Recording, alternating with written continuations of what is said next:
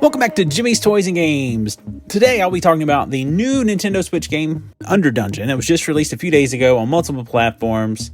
I do want to say that this video is not sponsored, but I do want to thank RedDeer.Games for providing me with a code to play this new game.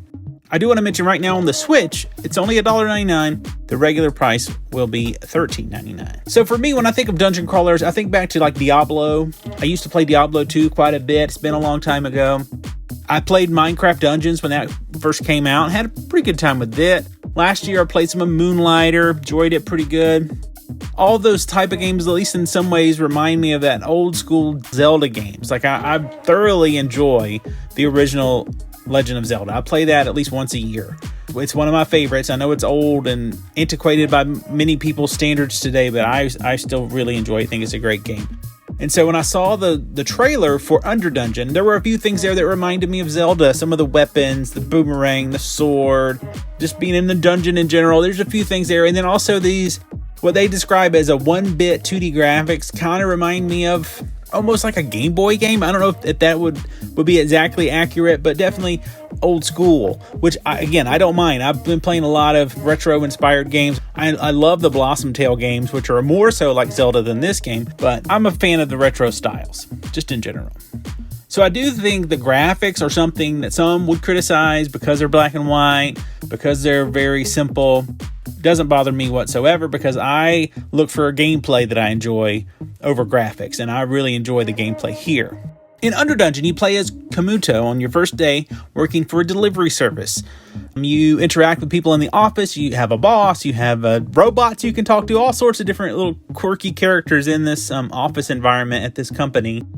And every so often, as you're exploring around, kind of talking with people, looking to see what you can do, the phone starts ringing. So you have to run over, answer the phone, and the customer will request something, and then you're supposed to go deliver it to them.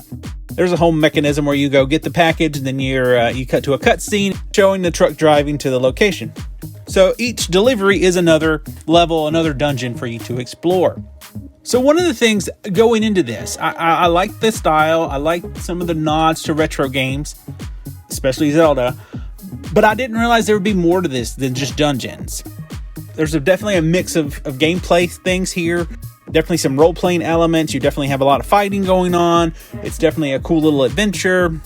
I don't really want to get into too much of the stories. I don't want to spoil the story because there is a story here. There are some plot twists here. There's a lot of humor here. So this is very much more than what I was expecting. I was thinking it would just be, okay, I'll fight some enemies, go through a level, fight some enemies, go through a level, fight some enemies, go through a level. I thought it would just be very repetitive.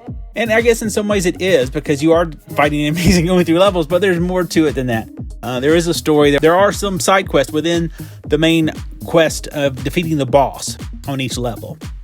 And then two, I do want to point out in one of the levels, you're delivering a package, and for copyright purposes, it's not Link, but this hero in the dungeon, I think it's supposed to be Link. Just I thought that I would add that in there. One of the other things I really enjoyed this game that's very funny is death. So when you die, because you die a lot in these kind of games, at least I did, you meet up with Death, the Grim Reaper, whatever you want to call him, and Death is very funny. You have some different options there, and again, I don't want to spoil anything, but based on what you do in the afterlife, you have some options, and there are some different endings to the game based on how you interact with Death.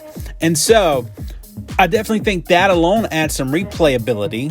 You get maybe the bad ending and you want the good ending, that kind of thing. So it's a bonus to me. This makes me want to go back through the game again. And then also, speaking of the different types of games and things, in every level there's some secret rooms, there's some secret entrances to different areas.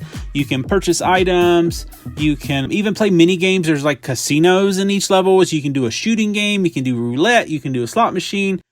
There are areas where you go into like a very old school 3D maze, like you might see on like the NES. Very interesting variety of things that you do, again, that I was not expecting. I thought this was going to be very simple. I thought this was going to be a lot less than it is. I mean, there's more here than meets the eye, for sure.